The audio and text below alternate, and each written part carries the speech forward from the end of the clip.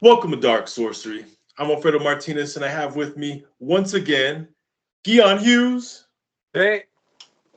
And Gazelam Ali. And this is another episode of Religion and the Occult. This is episode 7, Satanic Panic, and we're gonna go ahead and have a discussion about the Satanic Panic. Yes, the Satanic Panic that happened during the 80s and went throughout some of the 90s, and how it potentially applies to today.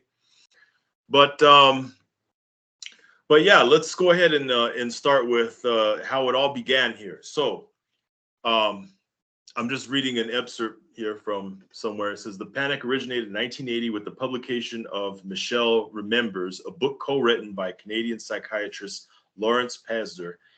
I hope I said that right. And his patient and future wife, Michelle Smith, which used the controversial and now discredited practice of recovered memory therapy to make claims about satanic ritual abuse involving Smith.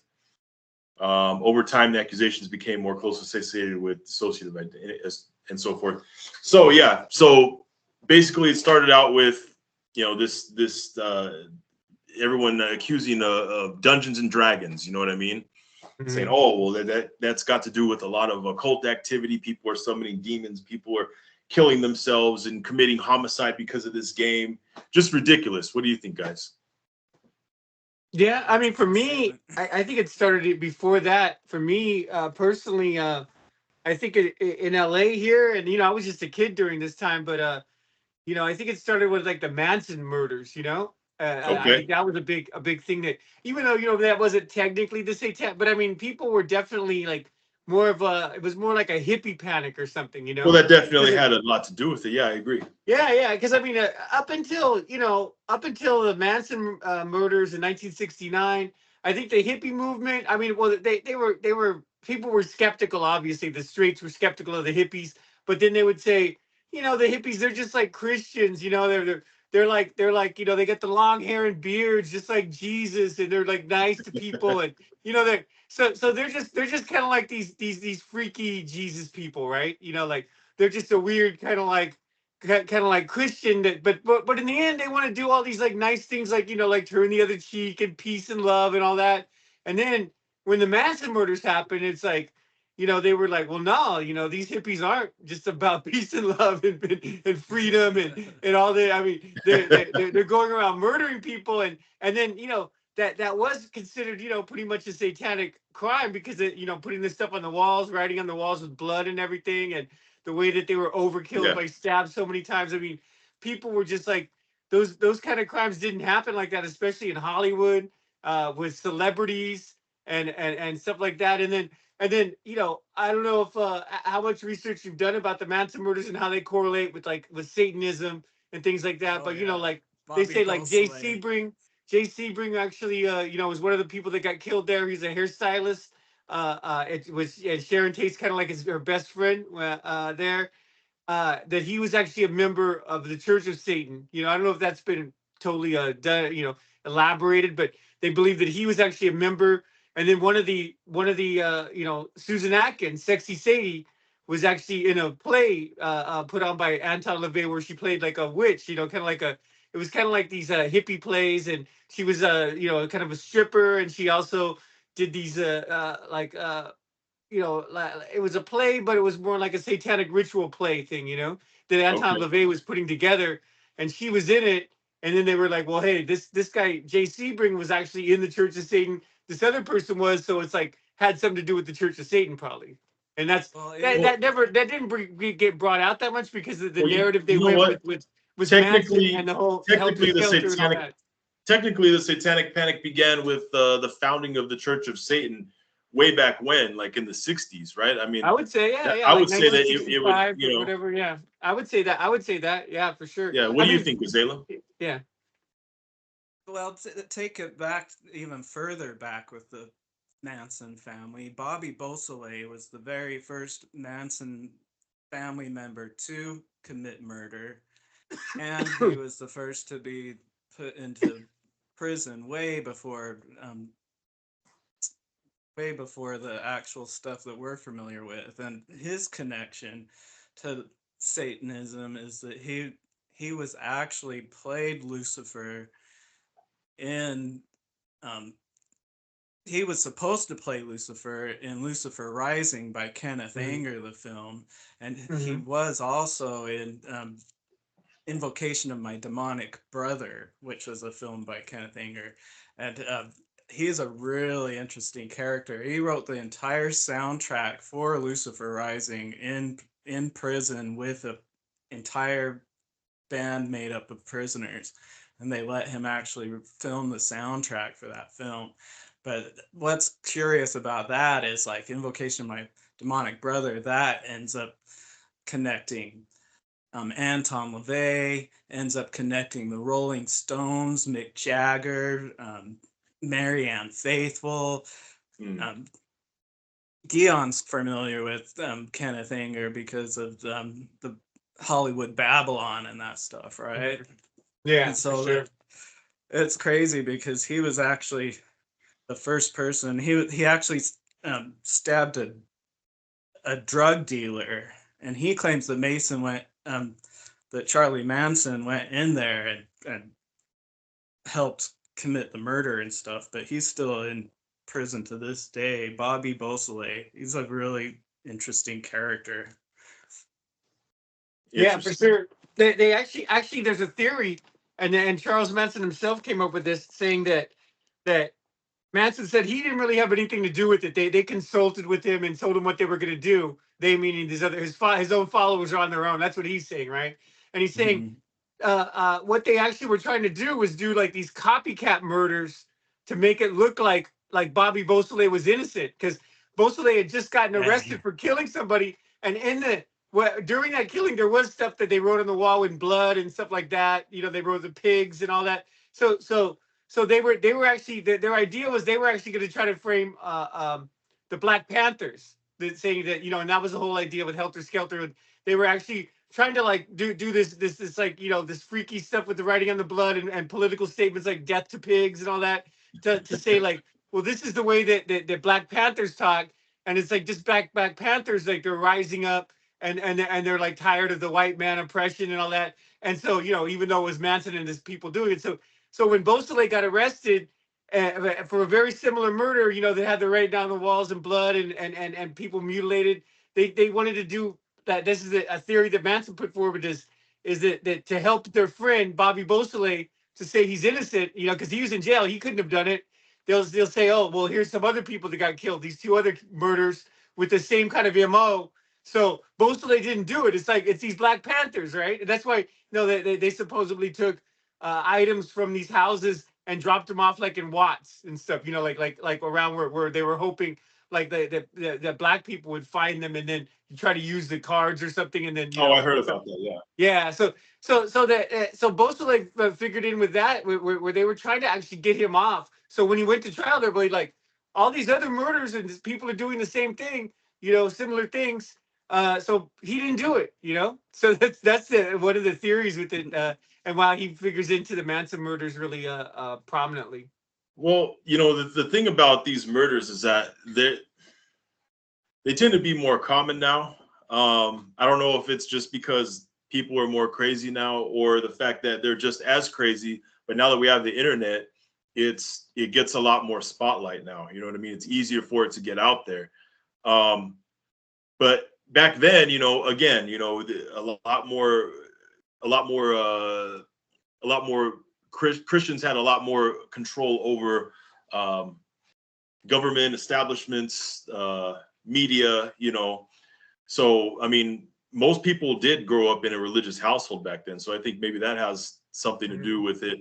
Nowadays, you know, people are more understanding. People are a little more liberal. So it's, I don't know. What do you guys think? Yeah, well, I mean, I think that there definitely was a disconnect between, you know, I think, there could be something to this, you know, like I believe that the more like the right wing Christians, especially in the 50s and 60s, you know, we're believing that, you know, that and especially back then we didn't have the technology or even the funds to put forward to put so many people in prison and all that. They were thinking, you know, the only thing that's holding people back from being like animals, and this is kind of Christian doctrine, right, is you know, the fear of God or the fear of something bad happening to you after you die. Because, but you know, like in the 60s, the 50s and 60s, there wasn't cameras, there wasn't cell phones. I mean, Yeah. it was a lot easier to just, you know, to You just disappear had to somebody, you trust what know. the TV said and the Yeah, I radio mean, said, just abduct basically, like your somebody, local you know, and news. people were a lot more trusting. People used to hitchhike all the time, you know. I mean that's kind of Well, stuff, you know. I mean, especially like during the 80s when the Satanic Panic was at its height. I mean, some of this stuff was about Dungeons and Dragons, and you know, they're connected with these different murders. They actually went on 60 Minutes, you know what I mean?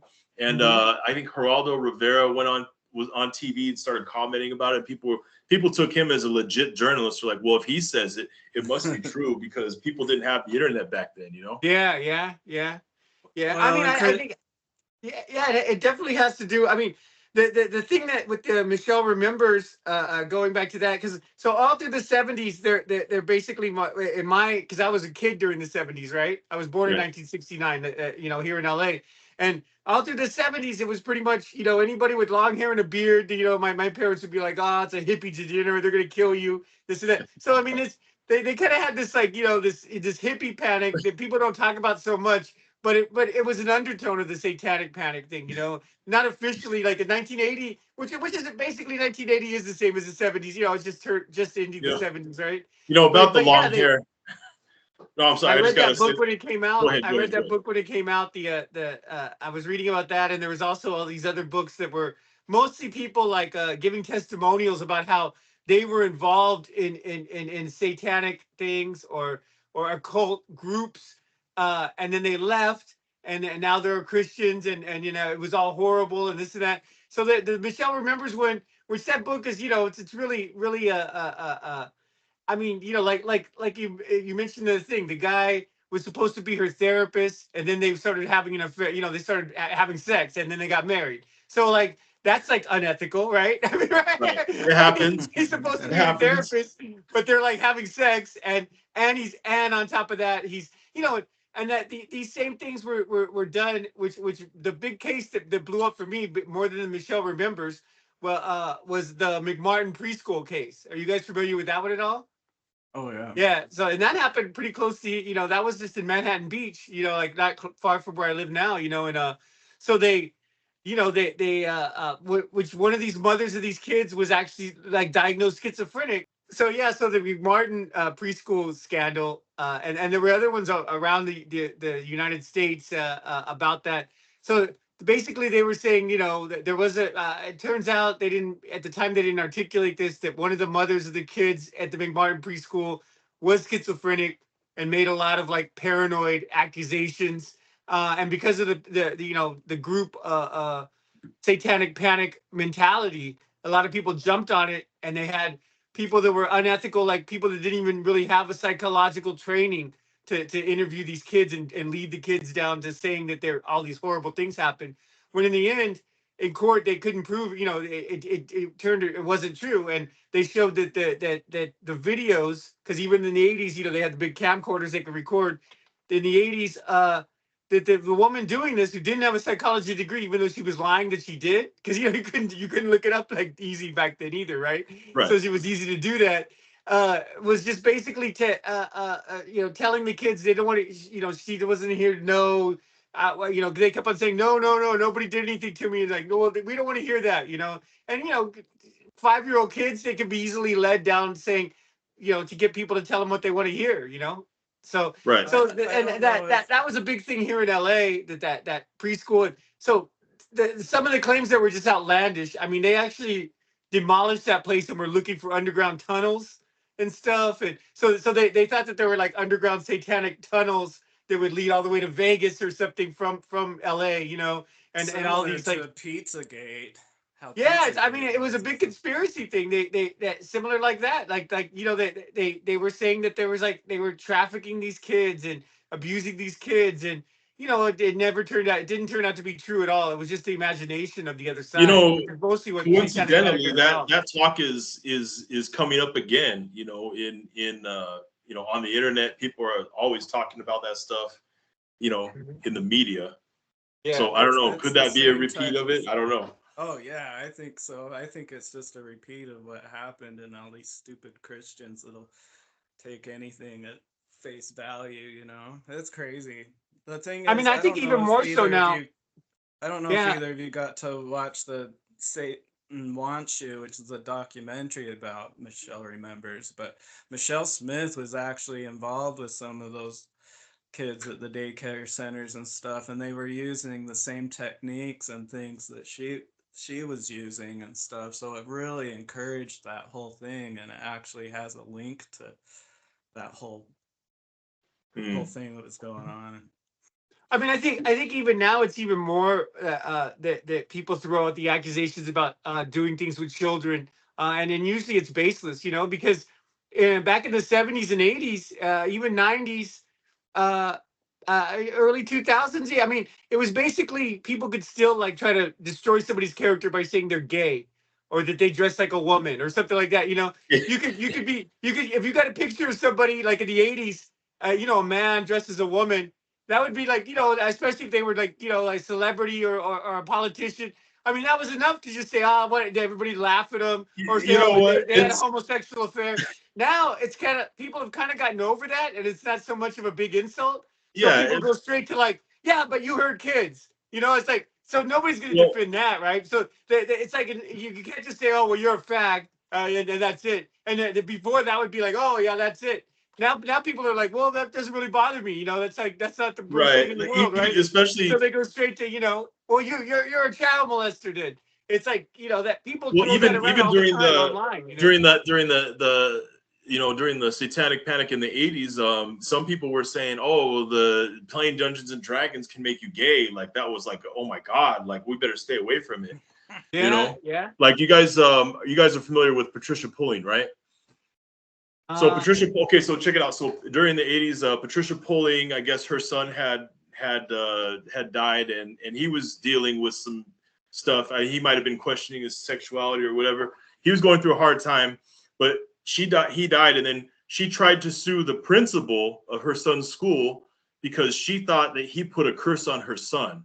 Because what happened was, I guess he would have some after school activities where kids would get together and play board games like Monopoly and stuff like that. One of those games was Dungeons and Dragons. And she insisted that the principal put a curse on her son and made him die because of the game. So then it got laughed out of court. So then she tried to sue the makers, TSR, of D&D. That got laughed out of court. And then she tried to sue the publisher of D&D. That all got dismissed too. So then what she did was she founded, remember Dare back in the day? People used to wear yeah. those shirts, Dare. Well, she Drugs are founded, really expensive. yeah, she founded BAD, BADD, and it stood for Being Against Dungeons and Dragons. And they had their shirts and stuff like that. And I guess BAD had this statement about Dungeons and Dragons. It said, a fantasy role-playing game which uses demonology, witchcraft, voodoo, murder, rape, blasphemy, suicide, assassination, insanity, sex perversion, homosexuality, prostitution, satanic-type rituals, gambling, barbarism, cannibalism, sadism, desecration, demon summoning, necromantic divination, and other teachings. And basically, she was kind of a big pain in the ass that tried. She even got the Federal Trade Commission to look into possibly banning Dungeons and Dragons because of all the hysteria she made, which was just kind of ridiculous. Well, and you look at all the 80s music and stuff that would just edge that on, and with Ozzy Osbourne and Black Sabbath and all that stuff, to the point where you have like Tipper Gore doing a really similar thing with her whole Parents Music Resource Centers thing, and Yeah, I demanding they remember all put that. warning I labels remember and all that. stuff on. Yeah, I mean, I played Dungeons and Dragons myself when I was younger, around that time, and I know what all that. I mean, and I think that, I mean, not to say that, you know, that they took it to a real weird level, but I think that Dungeons and Dragons is kind of like an occult type of education, you could say. You know, I mean, it's a fantasy game, and I mean, but there is, you know, like even like the people have adopted that into like modern practices of occult and magic. You know, like the alignments, you know, like the chaotic neutral, those the alignment system. They have all these different other kind of systems, and so I think there's is a connection to the occult, and I think people that play Dungeons and Dragons do have maybe, you know, kind of like basic understanding of the occult and magic. Usually, if they get into it enough, because they do use real references to stuff. But so does horror movies. I mean, especially nowadays. So Hmm. I mean, people will use So real things in would when they're doing fantasy games would you and say movies that and stuff. it's very possible for someone to make a magical system out of D&D? I I would mean, I say guess so if for you're into sure. chaos magic, that would be easy, Yeah, for sure, for sure. Yeah, I mean, Well, I with think Western Kabbalism, Kabbalah and stuff like that. I mean, the way that it's set up, you can make any system with anything using Kabbalah, really. The Yeah, if you yeah, put it name yeah. can that be way. put on the tree. Yeah, yeah, yeah. I mean, you could definitely put like the dungeon masters on a certain Serapho, like on the tree and stuff, or this is that, this is the other. I mean, it's set up. It's set up to do that. Definitely, like you said, like with chaos magic, you could definitely build a system. I'm sure people have. I'm sure people have done it. Probably written whole books about how to use Dungeons and Dragons in a magical practice. And even the whole thing of rolling the dice. You could do that in life, right? I mean, that's kind of an oracle, right? If you want to just say, I mean, Definitely. rolling the dice a lot of times, or flipping a coin, or using some kind of like simple oracle is a magical technique for this a lot. I mean, Well, other I mean, than whatever. yeah, you could make a magical system out of it. And then there's those ridiculous claims by people. Like, take, for instance, there was a Dr. Thomas Radecki, psychiatrist who taught at the University of Illinois Medical School. This was on 60 Minutes. And this guy went on TV and um, he says, yeah, he was making all those claims about D&D. And then he even said, he says, well, there's been 28 deaths associated with D&D in the last 5 years, and said that one set of parents saw their kid summon a demon into his room before he killed himself while he was playing D&D. There's outrageous claims like that. But Mm-hmm. I think maybe the media would milk it, and for all they could, all it could go for, because it would get a lot of viewers. People would tune in and watch it like crazy. You know what I mean? Oh And they would yeah, just for sure. ignore the true facts that would debunk it, because they wanted more ratings. What do you guys think? Yeah, I mean, I think there's that, and then also at the time there was a lot of like metal was going, like heavy metal music was going into that a lot, and a lot of people that listen to metal also play D&D. Gazelam mentioned about like the Ozzy Osbourne. That was another case. I don't know if that's part of Satanic Panic, but where a guy killed himself while he was listening to Suicide Solution by Ozzy Osbourne, right? And on the vinyl thing and everything. And so his parents came in and saw he was just playing that, and he killed himself. So they tried to sue Ozzy, and go after Ozzy, go after all the same Well, things you were talking about. Go after the record publisher, the people that signed the album. Everybody who had anything to do with producing this song, they blamed that this song made their son kill themselves. Which but obviously I think there was more than just the song. I think if you loop any kind, like, you can take, like, let's say, a sad and depressing song, or a song that talks about killing yourself, from any genre. It doesn't have to be rock music. It could be from anything, Oh, whether country it's western music is country, hip really hop, techno, depressing. whatever. If you loop that enough, there's some people that would do that, because music is a spell. It makes you do things. You know what I What mean? they, It can put you what's in a the good mood, a joke? bad mood. Oh yeah, What's the joke? You play a country yeah, record backwards, and you get your wife back, and you get your dog back, and you get your yeah. car Yeah. I remember that joke. Yeah, that's a good one. Yeah, yeah. No, I mean, One I think. interesting thing, really quick, with the Michelle Remembers stuff, though, is when that first came out in 1980, with the first editions, actually would say that it was the Church of Satan, and they would always refer to the Church of Satan, to the point where Anton LaVey had to um, end up taking it to court and suing them for slander and stuff like that successfully, because he was like, hey, we're a legitimate religion within the United States of America. This is slanderous. You can't sit there and state our name in your book and then say we're killing babies on the side and stuff like that. And so I just wanted to backtrack a little bit on that, because they tried to implicate the Church of Satan to be involved with those type of things. So right from the get-go, that stuff outside of the hypnosis and everything else was right out of the gate, was trying to was just lying about shit. Mhm. Yeah. No. I knew about that with the case, and I believe some of the claims were that woman, and that's how a lot of these people got away with this. She had made claims that she had dealt with the Church of Satan in some way, in the past, and they were like, "We never heard of her, never heard of her, So, A lot of you know, all those claims they were making back in the day of D&D and the rock music causes this and that. It's all been debunked. Oh yeah, it's all been done. Yeah. Yeah. I mean, the thing too is they would, and this is what they did with those kids at the preschool scandals and stuff was they would say, well, you don't remember now, but you got a suppressed memory, So once we hypnotize you, then whatever you say when you're hypnotized, that's what really happened, right? So she said, I don't remember dealing with the Church of Satan either. I don't remember even meeting this Lanton LeVay, but like my hypnotherapist brought it out in me, and I did meet him. So Yeah. Another thing back then. Go ahead, Gazelam. Well, I was just saying that's the funny thing too, is the therapist would lead the question, they'd encourage it by asking certain questions, and then and if they didn't get the answer they want, they'd say, "Oh, well, are you sure? Is this maybe what happened?" And so there's a lot of tricks that they were using to get the answers and results they wanted. Well, the thing back then, one of the things was to believe the children back then, and sometimes children would just lie. You know what I mean? Whether it was for attention or whatever.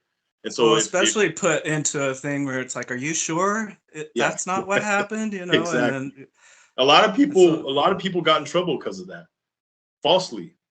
Yeah. Oh yeah, the whole thing with the McMartin case is they did like 5 years before they were finally found innocent and shown that this stuff was all a bunch of bullshit. I mean, you look at the West Memphis 3 in the 90s with Damien Eccles and that stuff. Same thing. Are you familiar with that? I'm not too. No, go ahead. I actually met Damien Eccles.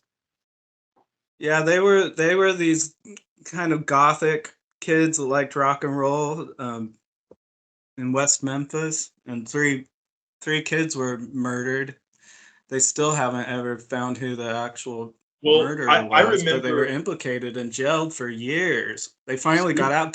Damien Eccles was on death row. They were going to kill him.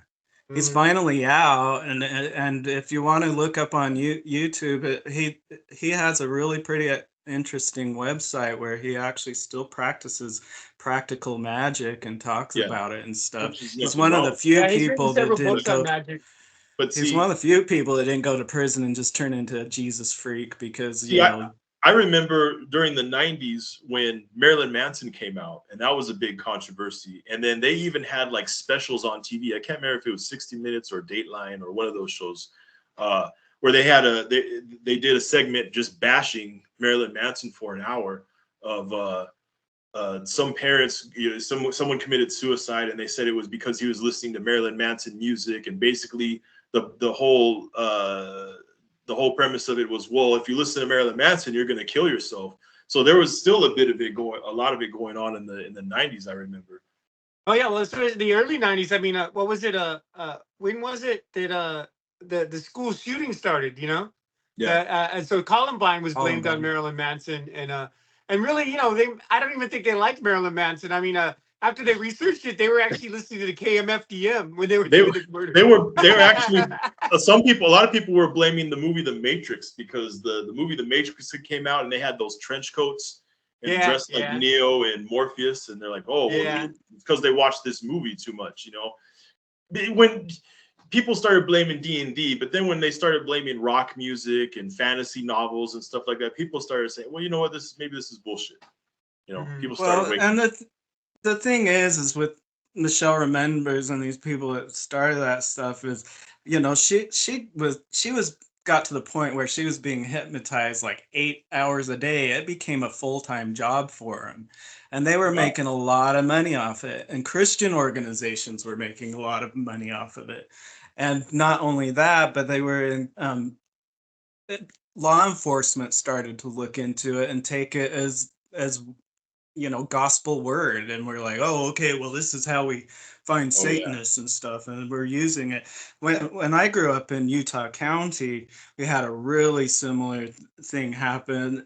There was this Beatrice Sparks that wrote Go Ask Alice.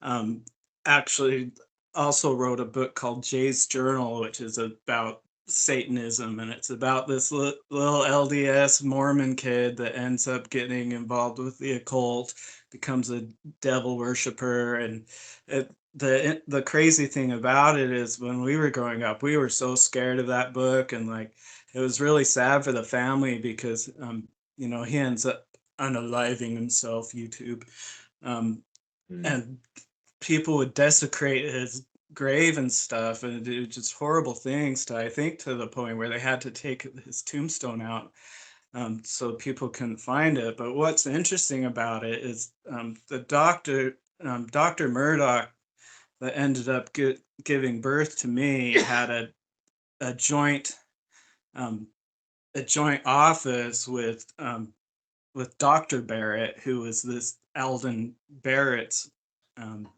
father. And Alden Barrett, comes to find out, was this Jay in Jay's Journal. But what Beatrice Sparks would do, and she did the same thing with Goa Scalus, is these books were written as fear tactic to scare kids not getting involved with the occult, not getting involved with drugs and things, but they were totally just made up.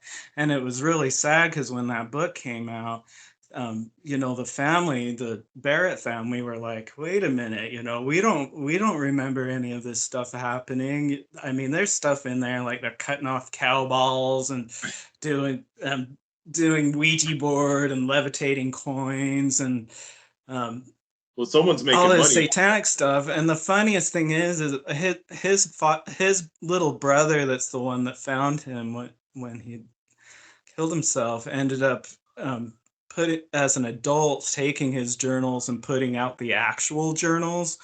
And when you read in there, and this is a total Utah Mormon County thing, it's like the worst closest thing to Satanism that he was even in the original journals is they would drive up to Spanish Fork and go visit the Hare Krishna temple.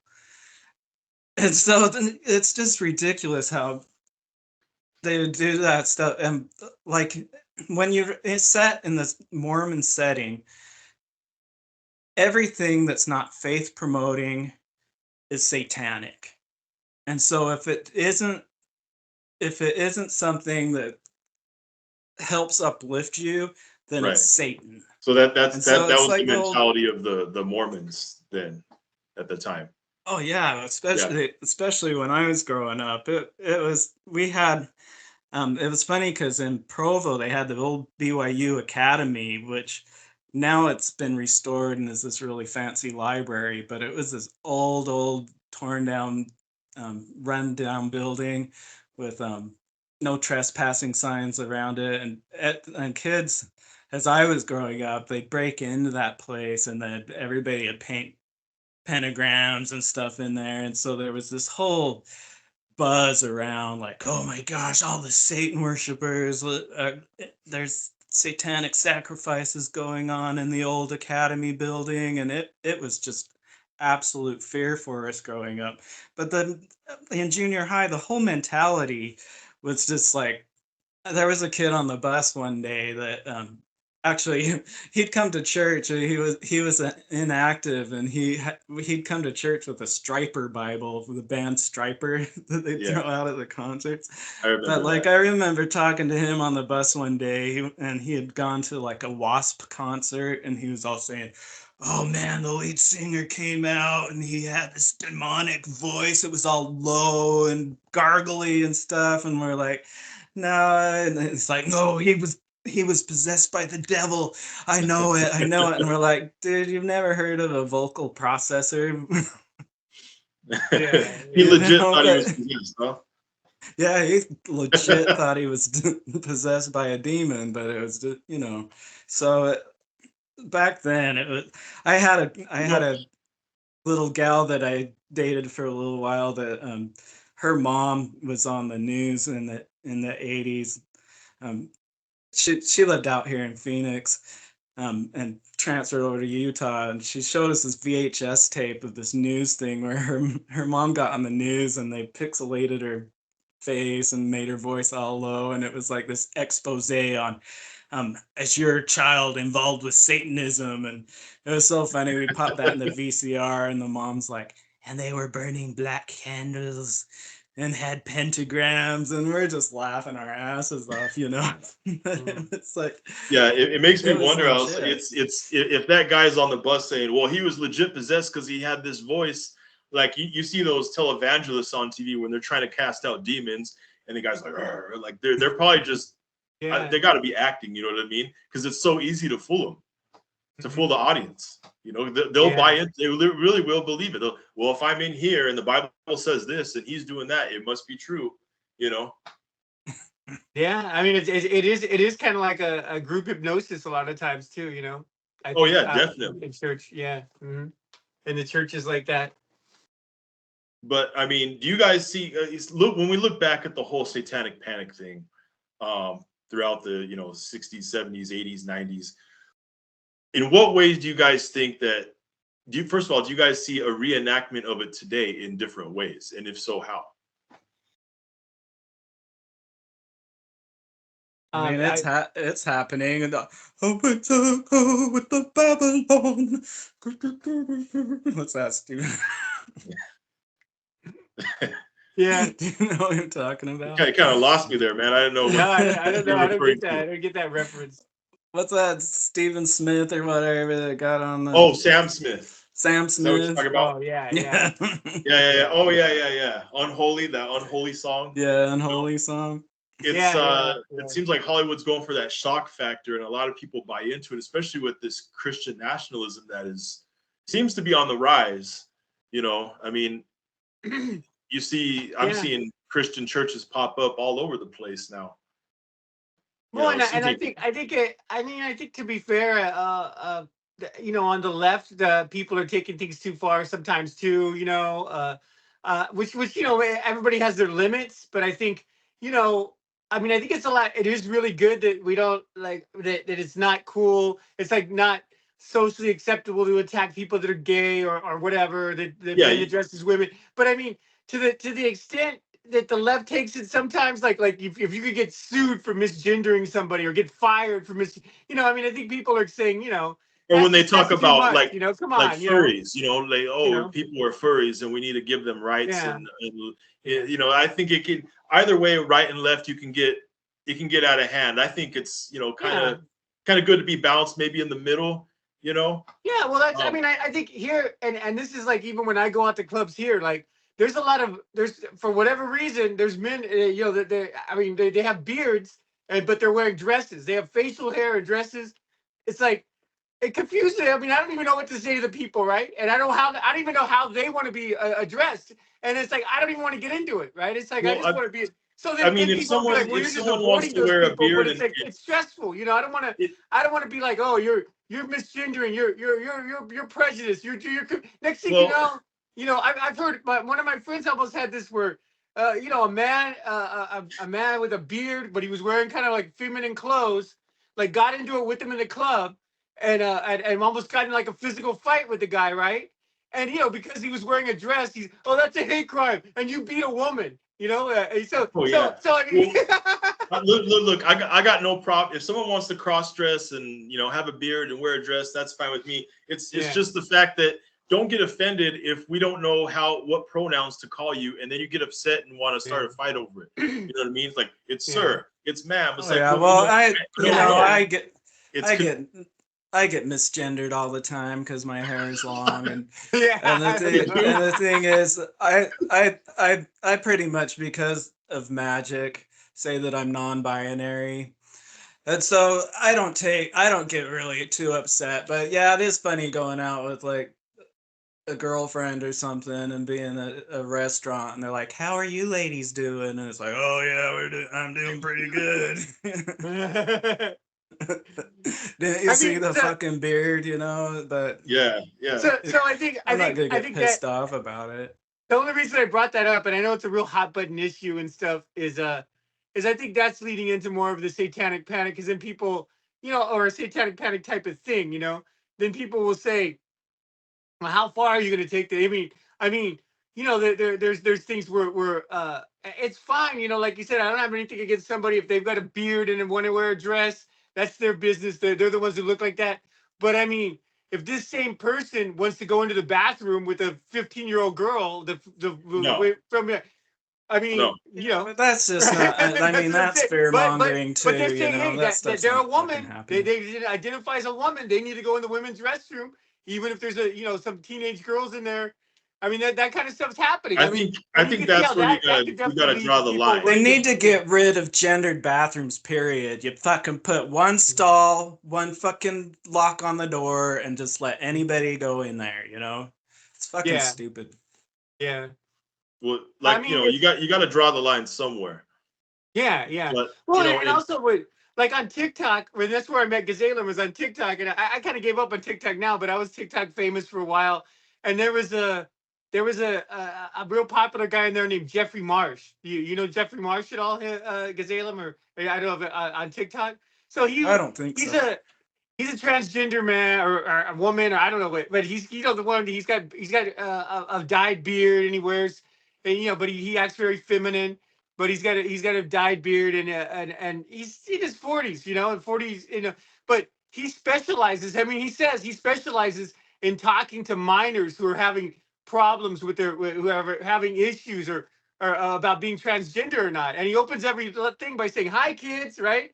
And he has a 40-year-old man, and he's telling them, "Hey, join my Patreon so we can privately talk about your sexual issues," basically, right? And these are like 14-year-old kids, I no, mean, Yeah, that's so that's just he's wrong, walking a really fine line Yeah. with that I mean, stuff. He would that's get like even if big trouble. somebody like a straight man, Any adult. somebody a man in their 40s wants to talk to girls about, oh, well, maybe you want to, maybe you want to be a lesbian, or maybe you want to try out these sexual things. It's like, no, that's just wrong. It doesn't no, matter. So a lot of this stuff, I think people on the right believe that if you hide behind the colored hair and the dresses and all that, you could just be a perverted dude that's looking to do these bad sexual things, and then hold this up like, oh no, you can't get against me because I'm trans.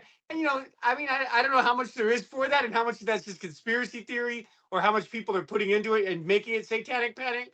But I think that's the direction it's going there. And now with Trump winning, I think there's definitely going to be more and more people saying they're not putting up with this. Well, the And thing there is have been. it seems like a lot of the time that kind of shit is just accusations being confessions, because really, seriously, when people have a problem with gays and call them names and stuff, a lot of times it is because they are, but they don't want to even admit it. I see a lot of that stuff, like the whole fear mongering thing. Is the people deep down inside, they see that fear in themselves, and so that's why they end up doing it. Is they're accusing others because they're the ones that have the fucking problem. Yeah. Yeah, well, that's the whole idea of transphobia, homophobia. Like, they're afraid of it because they have that inside them. The thing is there's literally, and this is a big part of the satanic pat, or the new thing, because these things are happening, right? Not so much in like in California. I don't know if it'll ever happen in California, right? But like in Texas, Florida, places that are more conservative, they actually had a case where a lesbian couple went to a miniature golf course, right, in Texas or something, right? And they were kissing each other, and there were kids there. And so the parents like came up and called the cops, and they actually got arrested for indecent, indecently doing things in front of kids, basically, because they were a couple, and they were kissing each other on the golf course, and there were kids also playing golf. And so they're like, and it was two women. And then the same thing goes, I mean, and then that'll devolve, which I don't know if there's any cases. I just heard that one case, but there's cases also where people just show up, and we're wearing we're having the beard and the dress, and all this confusing gender stuff, and they present themselves in front of kids. That's enough to say, to actually put them as doing sexual things in front of kids. Which, well, I mean, that's a stretch, but you can see where that's going. I mean, and it's that's not even people their opinion. This is actually getting cops to arrest people because they don't look the way you want them to look. Well, they're also very making similar it to the Satanic Panic or the punk thing and all that, you know. they're also making it a hot issue of someone who wants to dress in drag and go to a school and read stories. You know what I mean? That's a big issue too. Mm-hmm. So it's a lot of different forms. Yeah. Well, I mean, I think Christians just don't want that normalized. I mean, you could say it's you know, like they don't want the kids to look up to somebody who does that. Well, back in the day, when, well, let's say for instance, when the band Kiss came out, I mean, they were big and the young people were into them, but then when the parents would see that they had makeup, oh, they're wearing makeup and they're wearing lipstick, like that was a big thing. You know what I mean? Yeah, yeah. Well, I mean that's. I mean, I think that's the thing, and this is why there's a difference between like drag shows and the transgender. A lot of times, it's like I think a lot of people, you know, even back then and now, they're cool with people doing drag and acting kind of gay. Sometimes it's funny, it's cute or whatever. A lot of times, but then they'll be like, well, yeah, but then there's like this visceral stuff that comes up, like, well, yeah, but these people are trying to convince minors to cut their penises off. I mean, that's not fucking funny. That's not like cool. a funny drag show. I think that's where you should so like, freaking ridiculous. This is like the shit that Trump's coming up with too. You know, Trump's sitting there. Oh, they're changing the they're giving people hormones in school and stuff. You don't get permission from a public school, to. Your kid's not coming home in different fucking gender from elementary school. I'm sorry. It's I think you're right, Guion. The idea it's just of that, another example of just this fear mongering that's really similar to the Satanic Panic. It's people that live in this stupid beaver cleaver Christian world that have been indoctrinated and are just, I don't know. It's upsetting to me. That's kind of weird. I mean, I'm nonpartisan. I'm nonpartisan, but I think it's kind of weird when they have Donald Trump signing Bibles at his rallies. You know.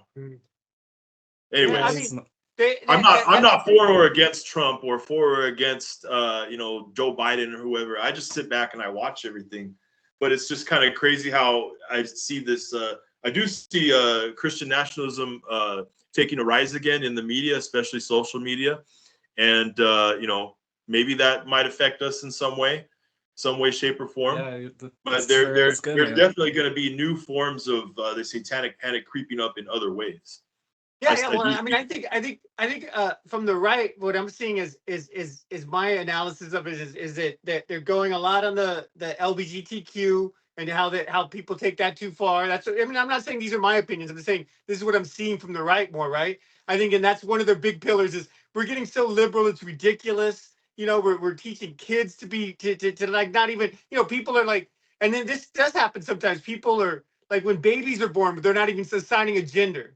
You know, even if there's not a problem like an intersex thing, like you know, some people are born. I mean, very small. You know, 2% are born with some kind of both genders, like hermaphrodite or whatever, right? So of course, then there's some hard decisions, and sometimes people don't assign a gender at first, or they have surgery. But people like, you know, with a totally healthy boy or girl, you know, they don't assign the genders. I mean, they see that, and on the right, they're seeing, you know, that's not going well. You know, that shouldn't do that. You shouldn't try to convince a 3-year-old like that they're maybe gay or what. I mean, there shouldn't be, you know, I mean, or maybe you're a woman even though you've got a P. It's like at that age, that's leading. That's obviously going to lead them to something, you know. I mean, I think in that, but I mean, I think that doesn't happen as much as they say. I think that's one big pillar they got, and the other pillar, which I think is also going to be a Satanic Panic, is like the foreigner, you know, like the whole immigration thing and stuff like that. Which you may not think that you think that's more political, or they're saying, well, they're going to steal jobs with it. But there's a lot of people that are saying that, you know, they're like the cartels and Santa Muerte and that kind of stuff, that kind of energy, that's satanic stuff. And the cartels are actually sending the people over here. The cartels are actually at war with us. So, I mean, I think that there's definitely going to be the other pillar of the immigration problem thing, and saying that these people that are coming over are being controlled by the cartels, and the cartels are controlled by Satan. Which, I mean, I don't know. I could see a segment of the population making a big noise about that. Definitely, yeah. So, I mean, I think those are the two pillars that the new Satanic Panic is going to be. is that, you know, that there's and there has been some horrible situations that's happened with the people that are doing the immigration thing, you know, and I've seen how they're blaming the cartels, which I mean, I guess, you know, the cartels are kind of like a form of government in Mexico, maybe it's certain. I mean, at least to the people that are in these big migration caravans from like Venezuela or Yeah. Honduras or whatever, you know. So there is something behind it, I guess, you know, like that. And then once the people do get here, have been some horrible crimes committed by those people. And I think that's one of the things that where Trump really was able to get people with saying that Camilla and Biden are they're saying, you know, yeah, let anybody in, it's fine. You know, these are human beings. And then when these human beings come over here and they kill like a 12-year-old girl, it's like, okay, well, I yeah, think it's that could have isolated been cases avoided. that get You know? blown up by the media, and then people think it's more common than it is. But the same thing with the left, when they do a policy, it gets more, you know, whether you're watching MSNBC or Fox News, either station is going to blow something out of proportion and make it sound like it's more common than it is. Yeah. Left and right they're both guilty of that. Yeah, Well, yeah. it's I just mean, I like think the very last two terrorist attacks that were done were domestic terrorists, and they wanted to blame it on people from outside at first. In fact, Yeah. they jumped right on it first thing, and were like, "Oh, see, this is because we have open borders, blah blah blah." Sorry, these are domestic Well, yeah, Americans that have done this stuff, you well, know. it's the same but back in the yeah. 80s when they would blow it up because, you know, because it got a lot of views. And when you turn on the news when something like that happens, it's all over the news and they talk about it for like a week straight because it gets ratings.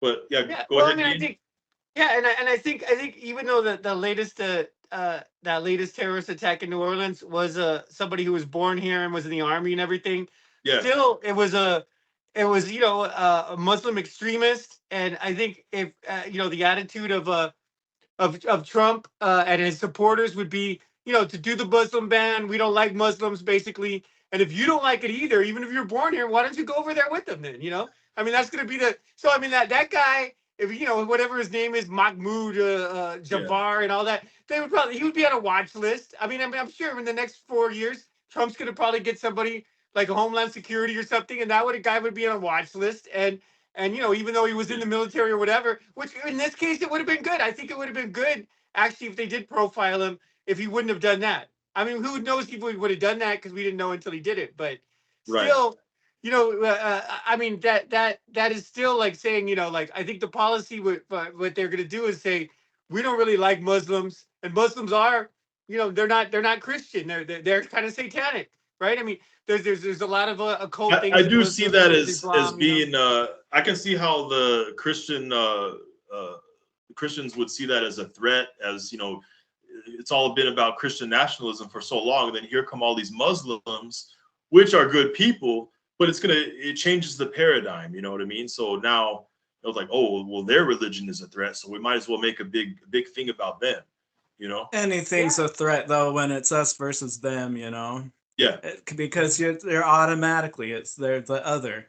Well, it's just like I remember Barack Obama said, because everyone was telling him to, oh, give me funding for this, give me funding for that. He says, everyone likes to talk about cutting the budget unless you're cutting funds from them, you know. So it all depends on it all depends on your perspective. Yeah.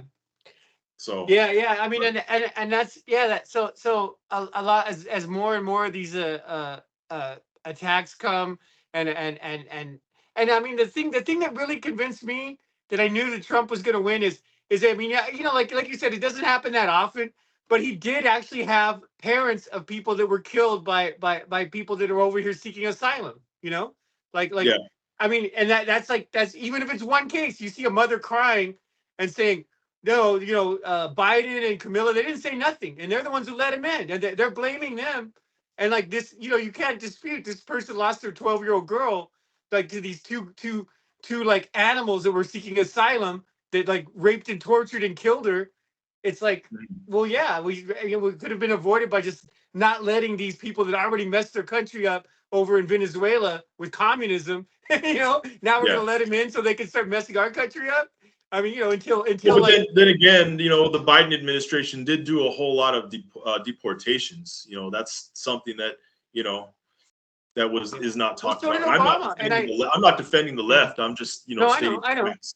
I mean, I think Obama also, and He that's did a part of the lot of reason deportations that too. the Yeah, problem with El Salvador is he deported so many gang members like MS-13 and stuff like that, yeah. that they took over the country, and now it's unsafe to live in those places, Mhm.